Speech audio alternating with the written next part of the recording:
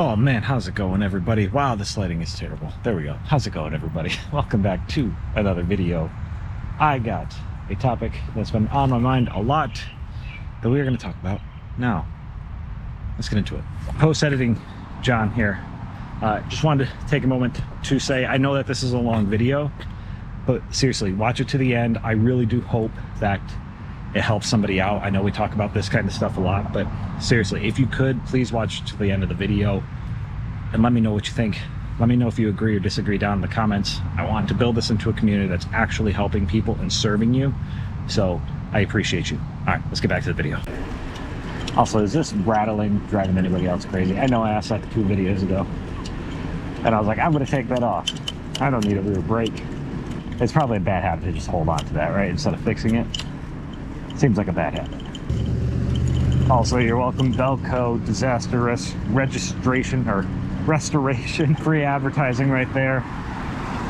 I'm not recommending them or not recommending them.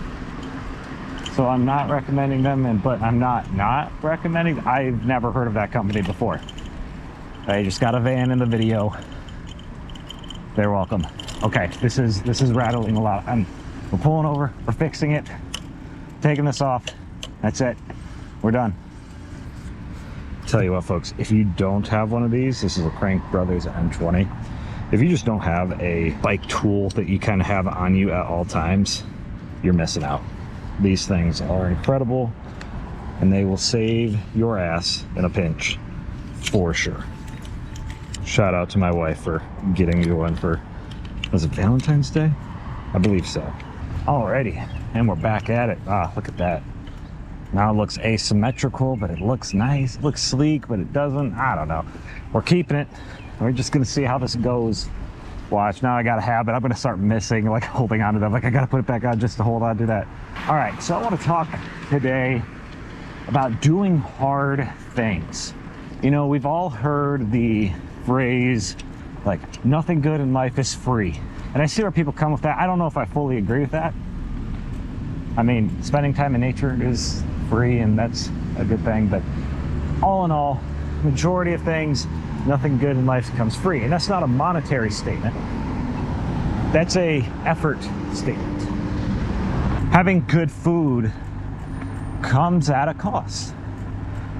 And that could be a monetary cost that you have to pay somebody to prepare that for you, or you have to put in the sweat equity to actually make that food and learn how to make that food. Having loving relationships takes work. That's something you can't buy. You actually have to put in the effort to develop those and then maintain those. If you decide to pursue some sort of education, you know, whether that's trade school or college or whatever it may be, how's it going? You know, that it takes work for you to achieve that position in life that you want, that career, you know. And I understand that we talk a lot about making money on this channel or what your job is on this channel, and I know that not everybody likes that. Asking somebody, hey, how do you earn $1?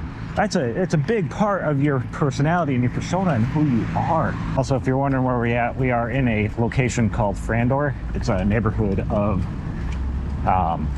like the Lansing area. It's kind of that boundary line between East Lansing and Lansing. So anyways, you know, again, we've covered more or less the idea of nothing good in life comes free. The reason I say do hard things is because I think that's the only way that we ever get satisfaction out of life. You know, and again, we talk a lot about how depression rates are up and how people are reporting that they don't feel like they have a purpose, and life expectancy is a lot lower as well. There's a really fascinating study actually done at one point that was talking about life expectancy in like Japan, and how in some ways their life expectancy was actually longer than in the United States. And it basically came down to a sense of purpose and meaning. It's very easy to fall into a trap here in the States and really in Western civilization in general. I have no purpose, there is no meaning.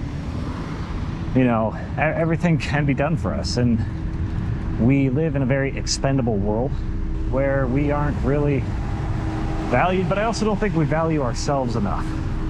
You know, these cultures are, hey, you know, I still catch fish, right? This Japanese culture, I think, is where it was looked at the most, is that, or had the largest disparity, and that was, you know, the elders still saying, hey, I have to fish to feed my family.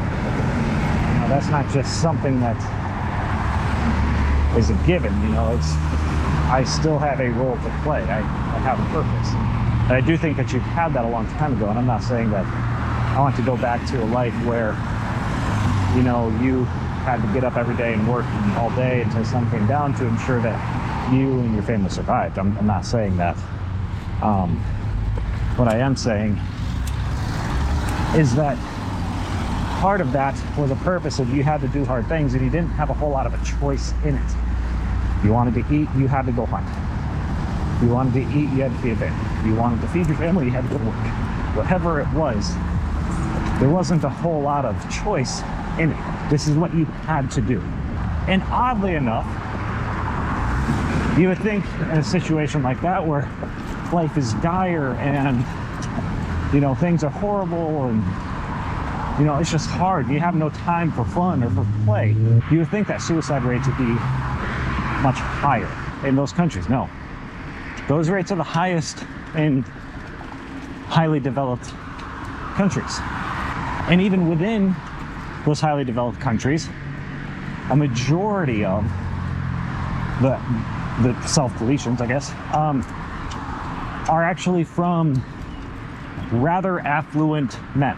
Again, it comes down to a loss of meaning. I mean, I'm not discounting people's struggles. I am not discounting that depression is real, that people are struggling. But we do know that without a sense of meaning, you don't feel like you have a lot to live for. And a lot of these folks, you know, again, are affluent men who perhaps had the role of provider, and now they worked hard, they did all these things and they made it. Now their family doesn't have to worry about things, and they feel like they're not providing anymore. You know, they don't feel like they have to provide anymore, and if they want to provide anymore, they're being told that they're bad and that they're shitty and that they should be sorrowful for the work and the effort that they did to provide for their family, and that everything they do is toxic. And then we wonder why we have this problem. I understand that not everybody likes evolution. I'm not saying that as, oh, the right-wingers don't like evolution, they believe in creationism. Not saying it like that. I'm saying that there's a lot of inconvenient truths about evolution, about biology, that people don't want to accept. That evolutionarily speaking, for millions of years, in almost every context, men have been a provider, and that was their role. We're now in an age where it's only been 50, 60, 70, 80 years that hasn't been the case, and we expect that all of a sudden all of these thousands and thousands or millions of years of evolution are just going to go away and be wiped out. It doesn't work like that. That's part of the reason that we see this crisis of men and men struggling. And I know I was talking about doing hard things, and I'm kind of going on a rant here, but it's all related. Stick around to the end. I promise you, it will all tie back in. But the thing is that with all of these cultures, it was hard stuff. It was hard as shit to hunt an animal. It's still hard to hunt an animal. And it's way easier now than it was back then. You had to get up and you had to plow the dirt. You had to literally defend your family from constant threat of other tribes or from nature and tigers or lions or whatever it may be, from coming in and trying to kill your family or your tribe. You know, there wasn't a ton of options that you had besides to do tough things. And now we are fortunate enough to live in such a wonderful place and such a wonderful time that we don't have to do that. But that also means that we allow our brains and we allow culture and we allow people who are willing to manipulate it, make us be soft and make us be lazy. Our brains are cognitive misers. They want to do the least amount of work possible because they're still stuck in the evolutionary system, an evolutionary phase, that I got to conserve all of this energy and all of this fat and all of this good stuff and whatever it may be, because I don't know when I'm going to get fed again. I don't know when I'm going to have to outrun that animal. I got to store all this energy. That's how our brains still think, and that's why we have to override it by doing hard shit, forcing ourselves to do hard shit and having the grit to do it. Motivation is overrated. Motivation comes and goes. Grit, that consistency, is what you actually need to follow through and work on it, because your brain will be fighting you the entire time. Now, it does get easier over time because you start to retrain your brain. However, it never fully goes away.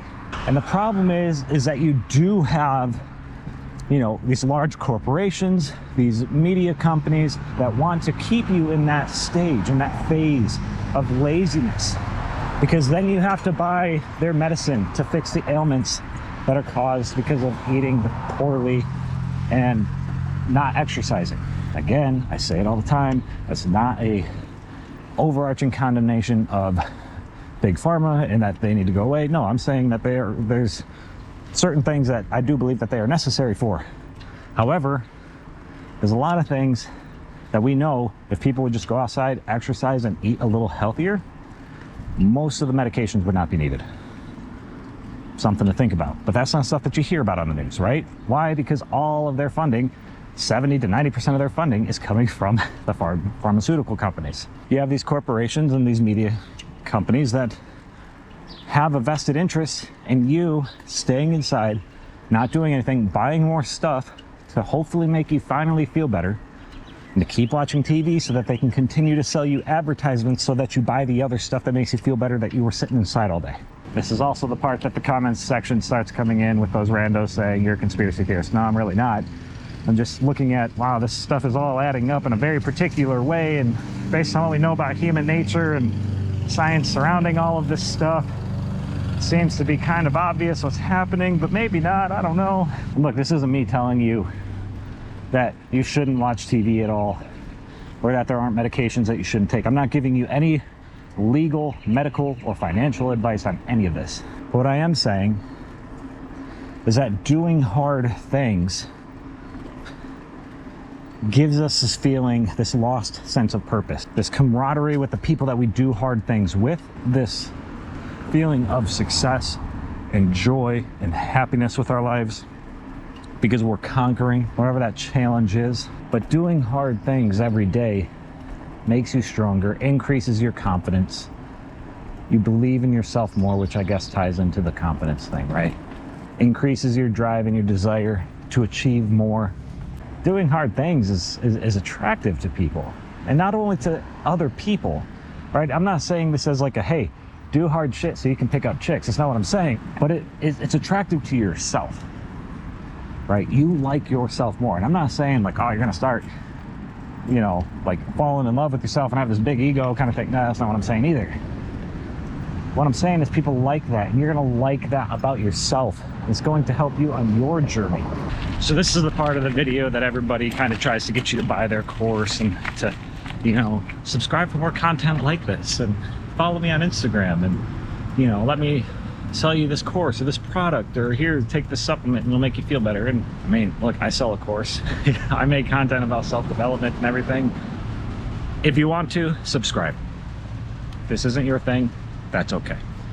If you did get any value out of this, please leave a thumbs up. I appreciate it. It does help me with the algorithm to reach more people to help them out. If you do want more content like this related to fishing or relating to fitness or business or health and wellness in general, follow me on Instagram. I do have some stuff coming out that I do think actually will help people. Don't feel like you have to purchase that though. I'm not trying to make a quick buck off of you. I'm actually trying to use my experience to help people out, and I just hope that in some way something I said improves somebody's life. Sincerely, folks, I mean this from the bottom of my heart every time. Every time I make a video that I end it this way, and I truly mean it. Thank you so much for taking the time to listen. As always, until next time, have a great day.